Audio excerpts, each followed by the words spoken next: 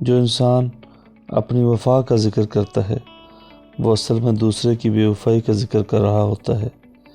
وفا تو ہوتی ہی بے وفا سے ہے۔ کچھ لوگ زندگی میں مردہ ہوتے ہیں اور کچھ مرنے کے بعد بھی زندہ۔ ترقی کے لیے محنت اور مجاہدہ ضروری ہے، لیکن یہ بھولنا نہیں چاہیے کہ مجاہدہ ایک گدھے کو گھوڑا نہیں بنا سکتا۔ دین اور دنیا، جس شخص کے بیوی بچے اس پر راضی ہیں اس کی دنیا کامیاب، اور جس کے ماں باپ اس پر خوش ہیں اس کا دین کامیاب۔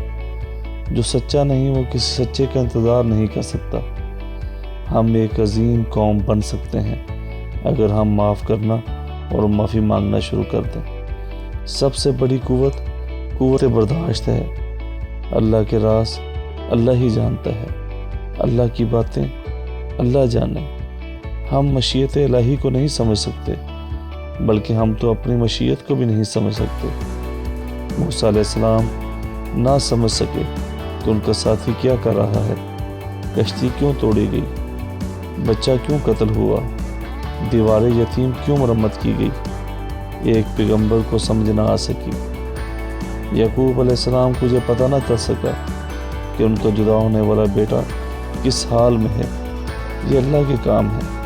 اللہ نہ چاہے تو کون جان سکتا ہے؟ اللہ کو ماننا چاہیے، اللہ کو جاننا مشکل ہے۔ ہمارے ذمہ تسلیم ہے، تحقیق نہیں۔ تحقیق دنیا کی کرو اور تسلیم اللہ کی۔ کہیں ایسا نہ ہو کہ ہم دنیا کو تسلیم کر لیں اور اللہ کی تحقیق کرنا شروع کر دیں۔ اس طرح کی بے شمار ویڈیوز کے لیے ہمارے channel the message T V کے ساتھ جڑے رہیے۔ ان تمام احباب سے گزارش ہے کہ جنہوں نے ابھی تک ہمارے چینل کو سبسکرائب نہیں کیا وہ برائے مہربانی ہمارے چینل کو سبسکرائب کر لیں، ساتھ میں بیل آئیکن دبا لیں تاکہ ہر آنے والی لیٹسٹ ویڈیو ان کو بر وقت مل سکے۔ اپنے میزبان خالد بخاری کو اجازت دیں، ملتے ہیں ایک نئی ویڈیو میں۔